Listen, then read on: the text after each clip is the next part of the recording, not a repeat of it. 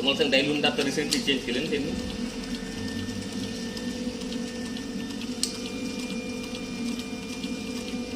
Okay okay, एक काम कर आता, मला मेनू प्रेस कर.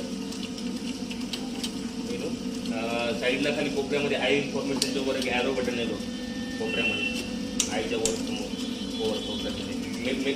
नाही मेंटेनन्सचं सर्कल आहे ना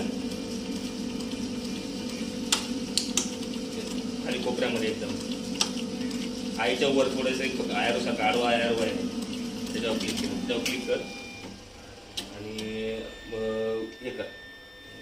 एक मिनिट दादा, हे केलंस ना, ओके कर एकदा, ओके कर. तुझं मेंटेनन्स त्याच्यामध्ये काय पडतं.